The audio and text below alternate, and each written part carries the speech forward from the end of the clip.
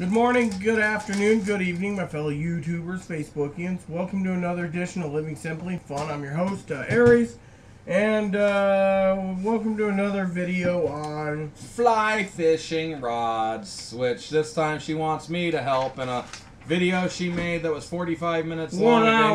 1 hour long of incoherent psychobabble about how to pick a rod that contradicted itself in multiple ways because, well, she didn't have me to help.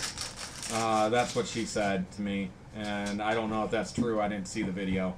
You want to watch it? We can watch it. No, I am not watching an hour of you. Hold on. And talking it's circles. It's the Reverend Aries Skype. Blah blah blah blah blah blah blah blah yes, blah blah. If you don't get the joke, for any of you who've seen The Critic, there is a point where Jay Sherman is playing a video game with his son. And they're like near the end, and it's like, oh no, it's the Reverend Al Sharpton. And he comes up and starts talking and talking and talking, and the little cartoon character, video game character, melts into a pile of goo with a skull floating in it. And it was like old style, like, you know, 16-bit graphics, but that was a pretty cool thing. It kind of reminded me of Little Mac running at the beginning of just before a fight or whatever, after a fight and Punch Out. One of my favorite things is I saw this comic. But you know what? This is about fishing rods, and I'm sure that our fishing people do not want to hear all about video games. I'm just talking about you in general, and so it needed a point. So I made this thing, which is essentially from Orvis. And it kind of tells how to choose some rods. Rita got a thing that she found that gave all sorts of weights for what rods to use for things, and it was horrible. Oh, let me get it. I don't even know if you still have the notes on it. Here. You do? From a fly fishing forum I found. Yes, this came from a fly fishing forum. And it states here that... just to show you how crazy this is, 10 and 12 weight rods are used for Dorado and tarpon. Now, do you know what a Dorado fish is? A Dorado fish is also known as, more popularly, the mahi-mahi, which is like a tuna or tuna substitute. That I've seen mahi-mahi burgers and tuna burgers next to each other. And they average 15 pounds to 29 pounds, with maybe 35 being the largest. However, 10s and 12s are also meant for tarpons, which go all the way up to 280 pounds. Now, why would you... Apparently for 15 to 29 pounds, by this, you would use a 10 weight. Well, I guess a 10 weight does kind of fit. That goes 17 to 22 pounds, because it says... This only is good for very large steelhead chums and chinooks, which the steelhead chums and the chinooks tend to average out at heaviest about 22 pounds. But tarpons then shouldn't fit. Now it says for 12 to 14s or 14 weights to use on billfish. Now they're not specific. Billfish incorporates everything from the smallest of billfish that are around 116 pounds to the largest marlins out there, the blue marlins, etc., great marlins, at 1,600 pounds. No, you are not catching a 1,600 pound fish on a 14 weight fly rod. Now, for 9s and 10 weights, it's talking about catching something called a permit. Now, a permit fish is on average between 40 and 50 pounds. Wait, hold on. Dorados are 10 to 12. Why would I catch a permit on a 9? So I'm just looking at that and saying, you know what, this is a load of crock. Don't buy into this. We're in Washington, and it says for catching your basic steelhead to use a 8 weight to a 10 weight. Now, Rita called up Orvis. I'll talk to the story about that. Emailed Orvis. I talked to Orvis. This is my part now. Orvis says... Oh, well, for your basic Atlantic or Pacific salmon, you need a 9 to 11 weight. I thought they told you needed a 12 weight. 9 to 11, 12 weight's what they prefer if you buy it. A 12 weight's what they prefer. So you told me that they told you 12 weight. They told me 9 to 12, but 9's minimum. Now you get into it. 12 weight is for 116-pound fish, which steelheads, salmons, etc. do not get that high. Chums do not get that high. You're lucky if you get a 50-pound steelhead or whatever. You are not going to be catching yourself a 200-pound steelhead. Okay? So it's a crock. They're trying to sell you a rod that nobody wants to buy. I want to talk to you all for a minute. This is Orvis's own guide, which says right here that for Pacific salmon, you want between a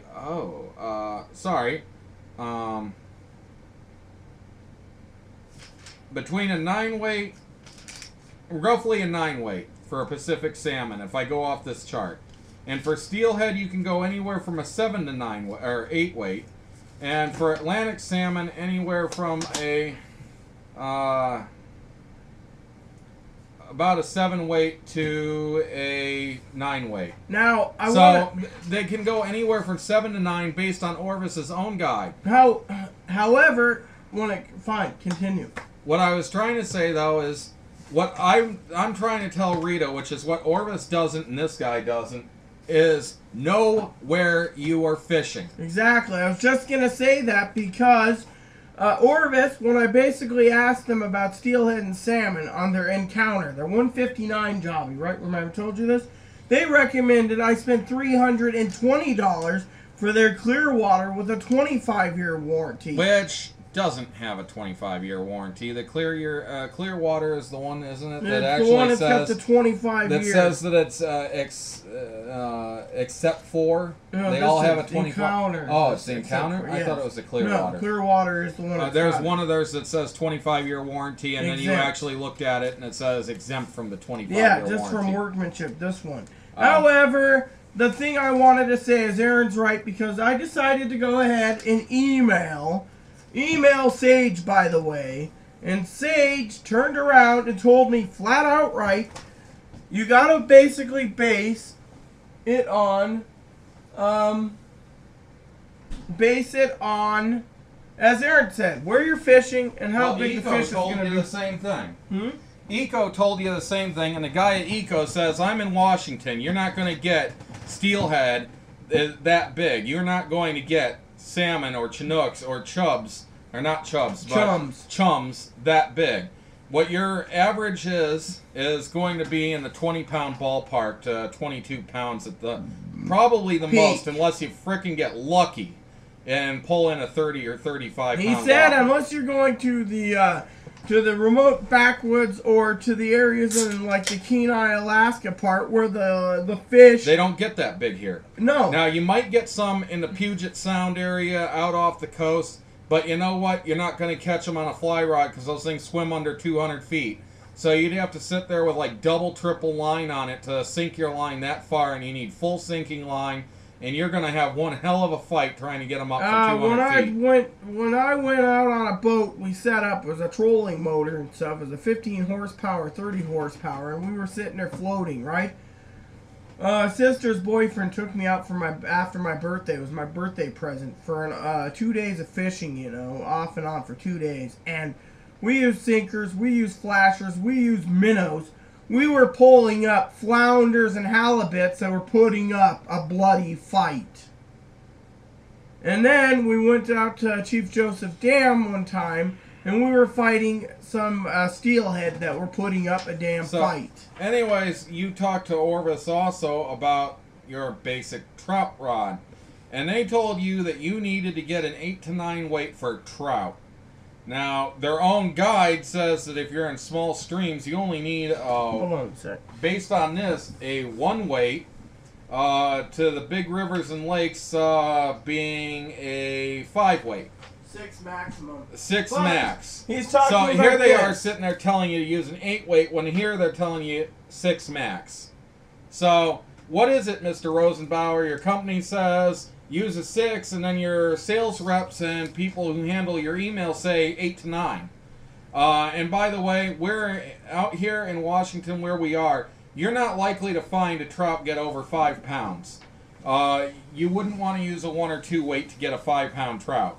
However, you probably could manage on a 3 weight, and you're probably best with a 4 to 5 weight. Now, we have a place near us called Rockford Creek. Rockford Creek apparently has 15 to 20 pound trout in it. Now, for that, if you're really wanting to, you might want the 5 or 6 weight. There's a guy that owns Desert Fly Angler, great guy on the phone I've talked to. He said 6 weight minimum. His Rockford videos, he had 2 with the magic He actually fly fishes fisher. it a lot, though, so he knows what you can catch out of there. If he says a 6 weight, it's a good idea. He for said a never 6 weight. anything under 6. So you'd want a 6 weight if you're there because of how big the fish are. However, if you're out near us and you go to Martha Lake or you go to Evergreen Lake, you ain't going to catch more than like a 5 pound unless you're lucky. And you're not going to get that lucky. Other thing is I want to tell fish. Our neighbor probably only got as highest as a 5 pound. However, he told us he caught a he told us he caught a 3 foot long, 18 pound trout in Martha Lake. Behind Martha Lake's in a stream, but here you go. He calls it the canals, but get this. He was using 6 pound spider wire line for an 18 pound trout. Yes, he says he was using that. So I'll continue. So I emailed Eco. Eco says you need an 8 weight. Their standard 8 weight, $169.99 job would do the job for steelhead and salmon for Washington. Then I was told by Sage an 8 weight would be perfect for it. Let's see, records by fish or records by weight? By length. So here we're going 39 inches. 39 inches. No weight length. The longest ever recorded is 39 inches, which is 3 feet 3 inches. So, however, the 39 inches are over 40 pounds. And look where it is, the king of all Ontario. trout. And then another one in Michigan at 39.5, which was 26 pounds. And then one at 33 pounds that was 38 inches. 18 pounds, as I said, 18 pounds and over 3 feet long. It had to have been something like a, it had to have been an eel or something. Anyways, all I wanted... That's interesting. The largest on record in Alabama is 9 pounds. In Mud Creek. And anyway, 5 pounds in Hawaii. At least they can catch them in Hawaii. They stock them there. Remember, it's a stock fish. So that's why they're small there. Anyways, the bottom line... That's according to a place that has rainbow trout fishing records. Anyways, as I wanted to say, as Aaron said, when it comes to choosing a fly rod, first do your research on where you're fishing and what type of fish you're catching, and not go overboard with hearing some jackwagon tell you need a 9 weight or a 12 weight. Our average rainbow trout is about that long around here, and you do not need a 9 weight to haul. I want to share something with you all. I'm sorry, you don't even need a 9 weight for our largemouth and smallmouth bass around here. You might want a 6 because they do fight, but you don't need a 9 weight even. So Rita's sitting here trying to tell me how she needs a 9 weight because Orvis 8 weight. 8 or 9 weight because Orvis keeps telling you need to. No, Orvis and other companies have told you that you need to. No, You told me 9 weight. Yes. Yeah, if you're fishing for some of the largest around here. I'm not fishing. You're not fishing for the largest around here. Heck, we're not even going to be going to Rockford Creek until you get good at it. By that time, we are going to probably be moved to Montana, so I wouldn't worry about it. Go with the 5 or 6 weight, which seems to be a good starter rod. Exactly. I'm just trying to say for steelhead, which I'd like to do. Oh, you are so clumsy right now. I'm trying to find If I put something. this here, you'll probably knock it on your computer. I was trying to find a piece of paper, but I don't have it. So don't worry about it all. It doesn't really matter much. Anyways, the basic in choosing your fly rod. I'll just check over here real quick while you talk. Sorry. You talk. She just put her knee into my kneecap, and it hurt. Hurt mine, too. Yeah, well, my knees are bare, and you're wearing jeans, so I got some burn on it, too. Nice. We're kind of cramped in here. That's another reason we probably won't do many videos when my friend's here. If you saw our other video that we just did on cigars, because we do a lot of cigar reviews.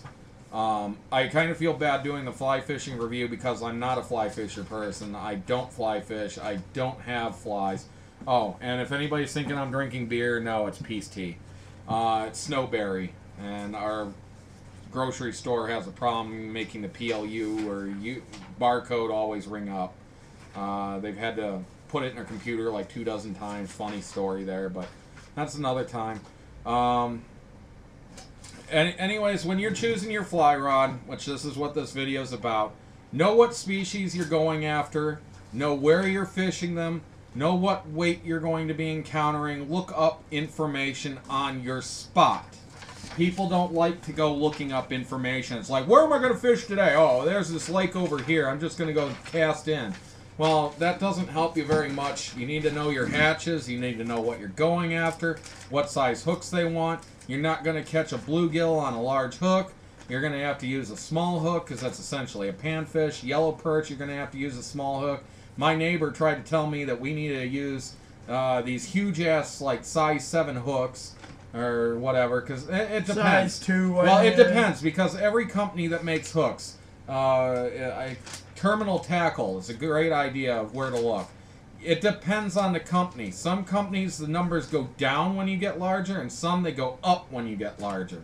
So, you can't use a consistent factor on that. I like to say, the lower the number, the bigger the hook, but that's not always true.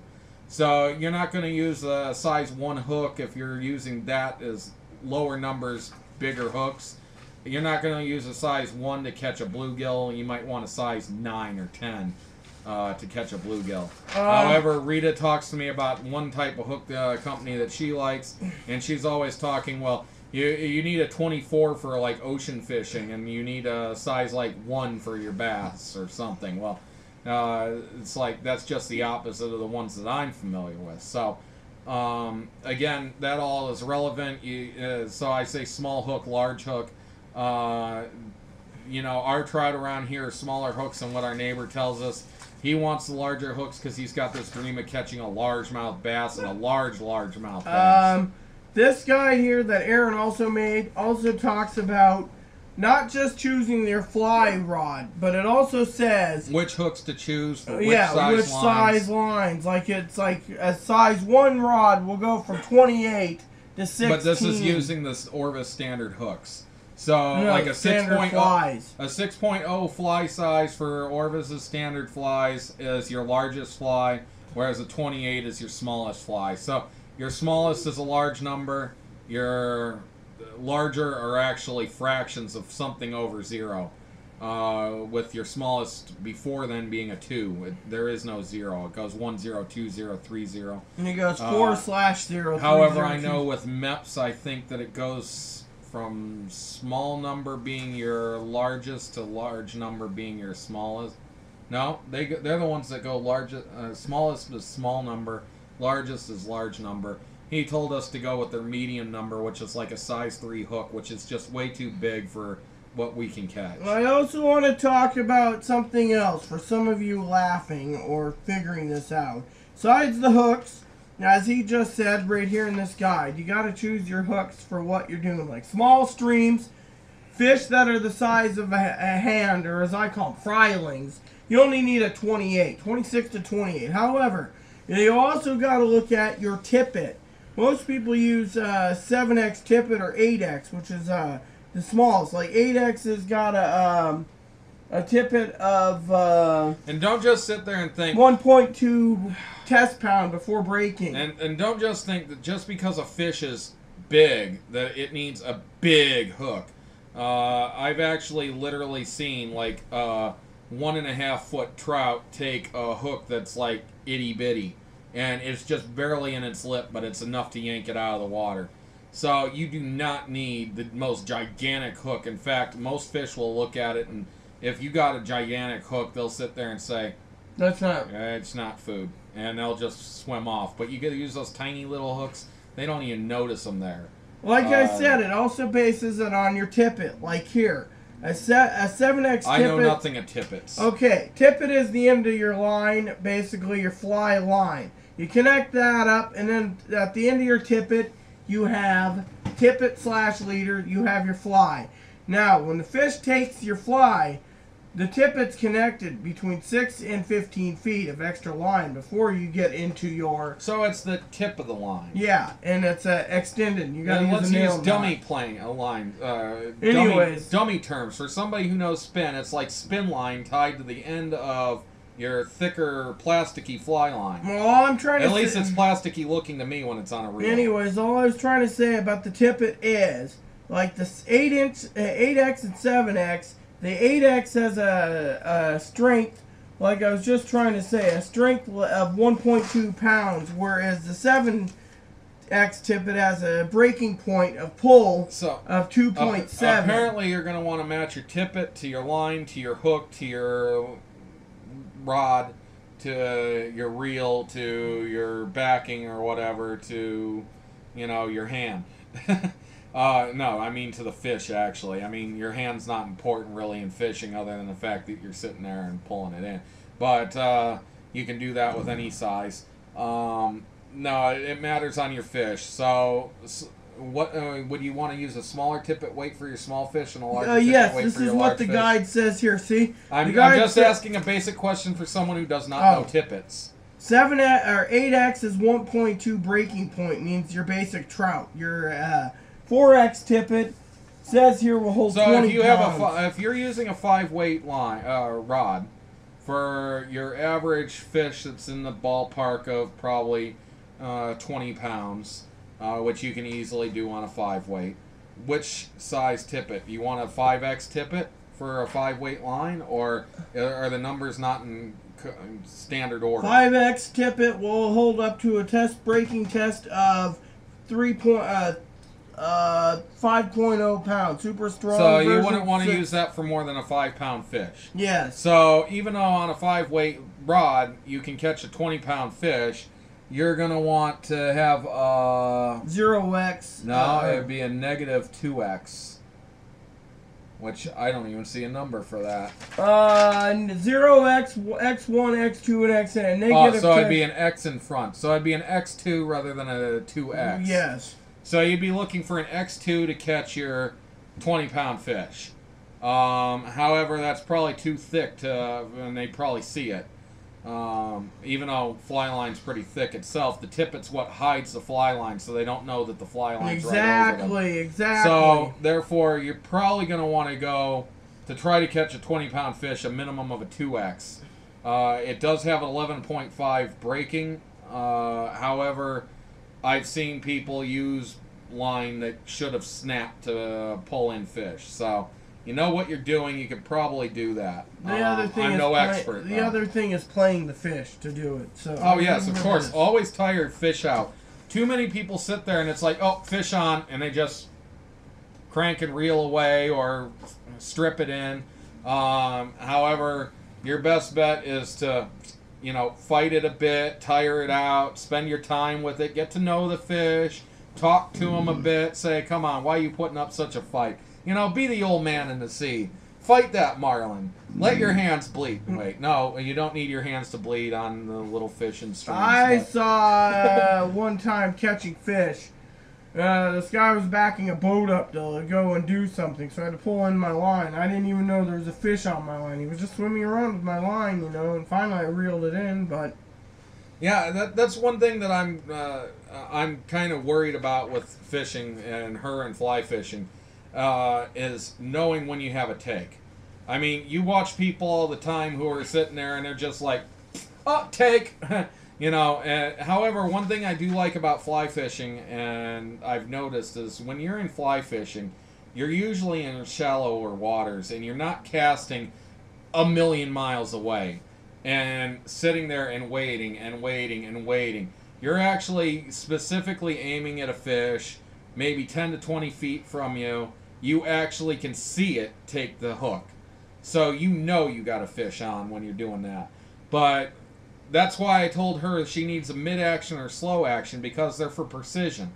Therefore, dumping close to you, and you get a better feel for what you're doing. Yes, that's the thing. Now, she wants to get mid-action. She was listening to some people say, well, you need a tip action or a fast action. Well, the only good thing that you want a fast action for is you can really fling that line out there like 80, 90 feet away from you, and you could sit there and slowly reel, but you're going off of luck because you can't see the fish take your bait. You can't see it take the fly. Whatever you're using. If you're using sinking line, you can't see the fish move. It's too far away. Sinking line is for still water like lakes. You just use and you can't use a 90-foot cast to go in a stream or a river, and not unless it's a really wide river like our Columbia.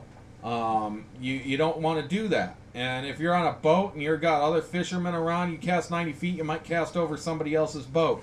We go fishing with my neighbor, and he's a spin bait caster. And he'll sit there, and he's sitting there whipping it like 1,000 feet away, and he's like, you'll never cast as far as me. It's not about how far you cast away.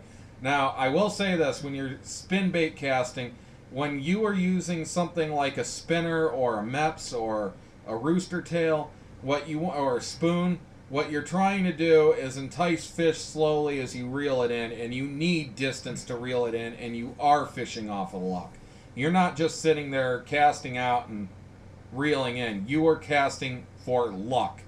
And so you need as far a distance as you can, and that's why so many of those things are weighted. Now, when you're casting bait, you're just casting and letting it sit. Who cares if it goes 10 feet in front of you or 50 feet in front of you? You just let it sit. In fact, 10 feet in front of you, you might notice it more. And when you're fly fishing, you really only want to deal with a space of maybe 30 feet at most. Mm-hmm. So that's where most people catch the fish is up to 40 feet or at most under. So there's no reason to have a fast action. And I'm looking at fishing rod companies, and you look at them back in the 50s and stuff, and almost everything was mid to slow action. Slow action because it's bamboo, and then slow to mid action. And the thing I like about slow action is it's 100% flexible. You can take it and make a hoop out of your rod. You are not going to break that sucker. Now you take one of these fast action, you try to do that snap. What has happened?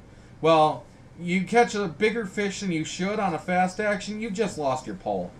You catch a bigger fish than you need to on a mid-action, at least you're probably going to be able to fight because it can go halfway around. You could take it and make a U out of it. Yeah, I wouldn't recommend it, but you could do it. So, at least with a mid-action, you got some give to your rod, and it's not going to cast as far. You want to say, Tom Rosenbauer made a statement, and I was sharing this with Aaron, and he says, when you go to a fly rod and you're choosing your fly rod, and I agree with him, choose one that's a mid-action, but also choose one that's probably under $200 or so, because you won't know how it feels for the first 3 or 4 seasons at $800. That's bull. If I was to get you a fast action rod and a mid-action rod, you'd sit there and on test casts in a baseball field with some dandruff fluff or something, or a dust bunny tied to the end, you would notice the difference. You would sit there and be like, wow, this one actually feels stiff and tight. And I tested one out at Walmart that was so stiff I wouldn't even use it. And the other problem with fast action is you get that, because the tippet doesn't move much, when the lines, or not the tippet, but the tip, doesn't move much. So when you get that line going, it gets going real fast. And that's why they call it a fast action. But the faster you go, the less accuracy you have on it, the more distance you have, and the more strength behind your cast, the more likely you are to hook your ear and catch yourself. Yeah, exactly, because when you're fly casting, the faster you go, you're giving up accuracy for distance. I mean, essentially, it's a wrist move when you're casting. So with a slow action, you pretty much just have a basic movement that's real slow, and your line's moving back and forth. With a mid-action, it's a little bit faster, and with a fast action, you really kind of got to snap that thing just a bit. Especially on your final cast, you really got to snap your wrist to throw it out there. Now, I really haven't played around with casting too much, but I've watched a lot, and I know a lot. because I've been doing constant research for her. However, as I said, I feel bad doing this video because I really am truly a non-fisher person. I have a service dog. It's very hard for me to fish. I can't fish one-handed. He's not out here for once. He's laying in there because his bones hurt. He's had, as I said, a very busy day. Anyways, so that's you gotta match about it for this video. Yeah, When you're choosing your fishing rod, seriously, look at the weight of the fish, of where you're fishing, know what you want to catch. If you're going for a bluegill, don't worry about getting a trout pole. Get yourself like a 2 or 3 weight.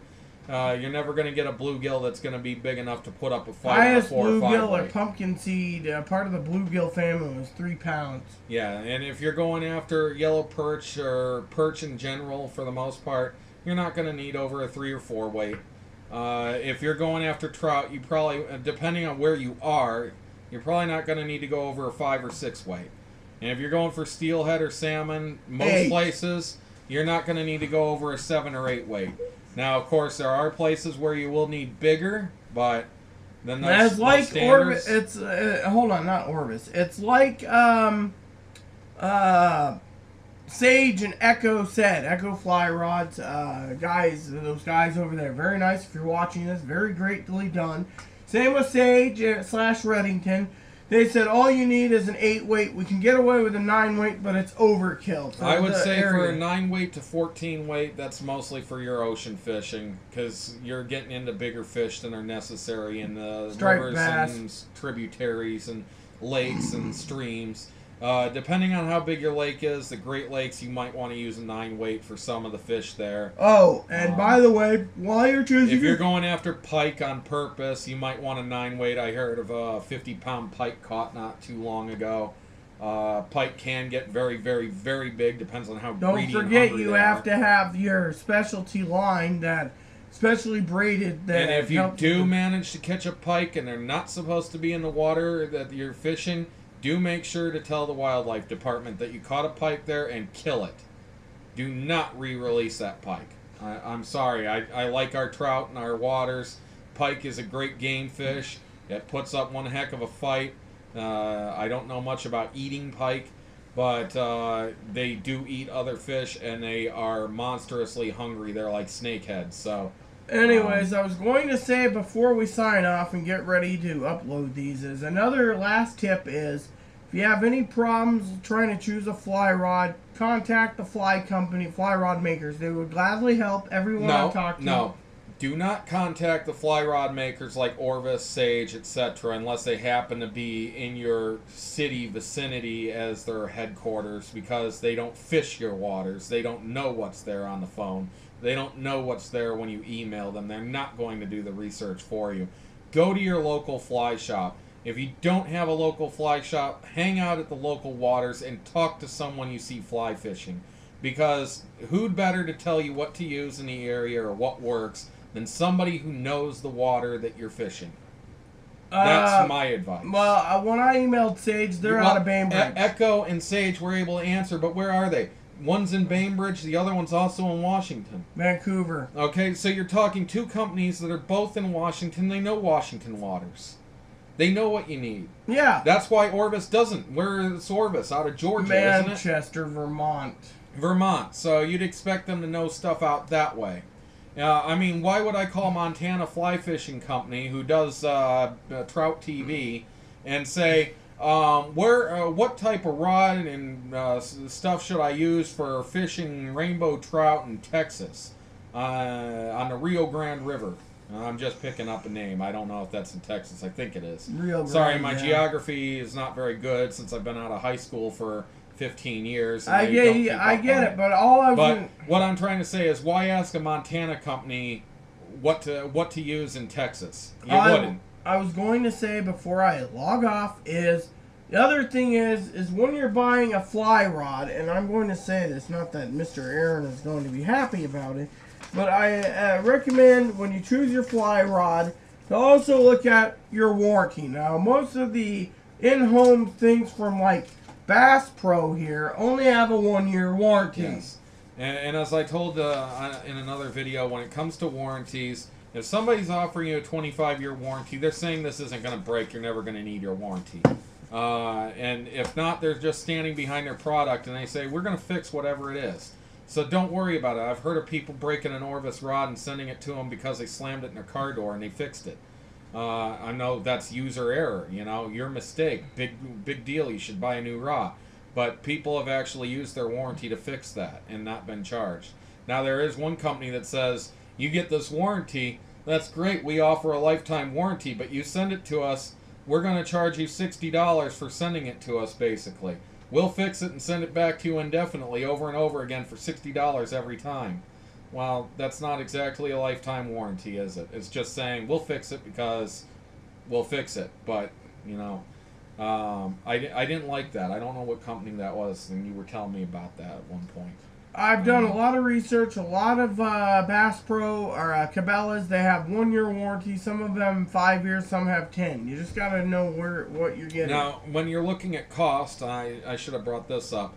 Walmart has some cheapos. $20. Stay away from them. Eagle Claw, that's so We stiff. have a neighbor that's gotten a hold of a couple different Walmart types that are between 20 and 40, and they've snapped the tip at just practicing.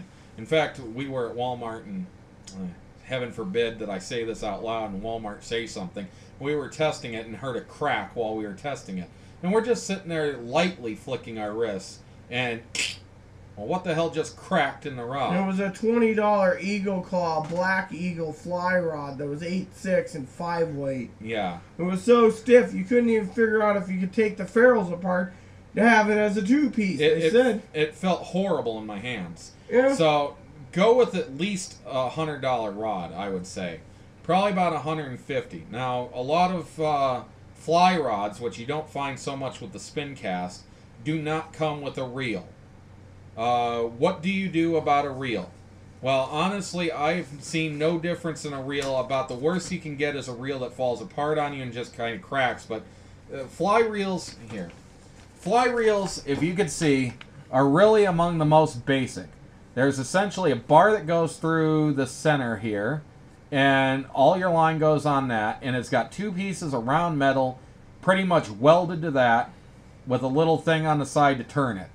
And a knob to turn the drag. It's not like using spin bait that has all these moving parts and flickers and flackers and clickers and switches and all that stuff to get messed up and tangled and everything else. It's very, very basic. It is like a spool. So your biggest problem that you're going to worry about is either A, rust and it not turning anymore, or B, the welding breaks and it just falls apart. So pretty much whatever you choose, you're probably going to be pretty decent with, because welders know what they're doing and they weld things well. And the companies know what rusts and what doesn't rust, so you're not going to sit there with, you know, old iron that's going to be like, it's not turning anymore. The other thing is, I watched a video the other day about fly reels, and this guy was talking about what to get for the basic fly reel, and they're about $159 to, say, $329. Oh, I've seen fly reels as low as like $45. No, I'm talking about combos with reel rod combo. Anyways, the guy said the reel is just there as a vessel to hold the line. Yeah, exactly. Frankly, you could get like the Japanese had, I forgot the term for the pole, but they didn't even have a reel. And it's essentially a fly rod. Tenkatsu, something like that. Tenkara. So you could get a Tenkara rod that has no reel at all. And you just use your hand. Because that's what a lot of people do when they fly fish anyways. They pull off all their line, you know, enough, and then it's sitting in the water at their feet. And they cast, and when they cast out, it pulls up at slack, and then you pull a little bit of slack out, and then you let your fish fight, and you pull it in by hand, or you tweak it in, and do a figure of 8, and it's in your hand. And then afterwards you're done, you just wind it up, and the spool's really there for storage. Which with the Tenkara, you don't have the storage for it. No, and that's what you just kind of got to loop it the Australian around. guy said the fly rod's there just to hold your leader, your tippet, backing, and line. If you're looking for a reel, honestly, you could just forgo a reel. Or B, you can end up just getting a cheap reel. Because really it's just like a thread spool, and you're just letting it house your line when you're not there. So, that's all we got to really say on this. It's been 40 minutes. I hope it helped you. Mountains of Japan appreciate for its simple elegance and lightweight approach. Tenkara utilizes only the essential elements of fly fishing: a rod, a line, and a fly. Completely bypasses the need for a reel for $2.15. From my understanding on research as well, is I hear all the time on fly fishing forums about how American fly fishers are surpassing the creators of fly fishing, the British, in their fly fishing technique. Sorry, the Japanese, frankly, were fly fishing long before with Tenkara, and the Chinese as well. And those poles have been around for centuries. And don't forget, there's one other person that created it before the Japanese, and that all the ways back, the history back, to ones that started fly fishing, was the Egyptians trying to get their fish without spearing it. Yes, and honestly, little boys have created the same technique, basically using, whatever cord thread they can find, and using a stick and just casting it in and pulling it in by hand, and using a hook that they bent out of some piece of metal from like one of Mom's sewing needles. So they bend the sewing needle, they put a worm on it, they tie it to part of a bed sheet or something that they had. And they've been using this since the 1600s in America, I'm sure in England too. That's essentially fly fishing without a rod even. I do want to say one more thing, and this is a big one. When and if you get into fly fishing and you're really interested in it, don't be turned off by choosing something that some American jackwagon on a forum says, well, if it ain't American made, an American company, we don't need it. Oh, it's an Orvis, but it's made in China, I don't want it. I will tell you this, too. If you really wanted to work at it, you could probably get yourself some fly line and some tippet and some flies, and you can go out to your local lake, and you could probably just sit there and use your hand to whip it back and forth and just toss it in like a lasso. Just sit there and pull it in without any rod whatsoever. I have to say this. Me and him read a book called Treasures by there was a story about that. Guy did that. Just a line and a... You don't need a rod. So, honestly, however, he did have bloody hands because of the line was so thin. Well, you got to be careful what you're doing with it, too. But as I said, most people do use the bare hand to reel it in. So, you can do it. It depends on what you're fishing to. And it also depends on your budget. Do you really need to spend $800 for most fly rods that are fast action? No. Start with a medium action, work your way up after a while. You don't need to spend $800. I mean, you can get a basic Orvis, a basic... well, if you've seen The Old Man in the Sea, he didn't have he did have some rods, but you know what the rod was for from old fishermen for the most part? It wasn't so that you could cast out. It was set there so that you could see it bend when a fish took it, and then you could go over and grab the line, because most people wrapped it around their wrists and fought it in, sometimes 3 or 4 people in a boat fighting a large fish, and the rod they didn't care about the rod. And in fact, in The Old Man in the Sea, when he catches the marlin, he takes the rest of the rods and he throws them in the water, because he doesn't need them anymore. He was after one big one, and he got it. So... Exactly. So just look at it that way. As I said, you don't need to spend a lot of money. You'll be content for a starter rod. And don't be put down by some jackwagon saying, oh, well, the basic Orvis doesn't have a warranty. Big deal. They say if it's broken and it's manufacturer error or it's made wrong, they'll replace it for you. If you want to follow Orvis' advice and spend $200 more, go for it. If you want to get a Redington, go for it. If you want an Echo, go for it. The main thing is, if you're going to ask for help, ask somebody in your area who fly fishes. That either means going to your local fly shop or hanging out at the local waters and wait till you meet a fly fisherman. Exactly. With that said, there's your advice on fly fishing, choosing a line, reel, tippet, etc. And if all else fails, buy an Orvis guide. With that said, please add and subscribe if you like. Please post comments in the box if you like. Please add us as a friend. Suggest comments. Thank you, and may you have a blessed night.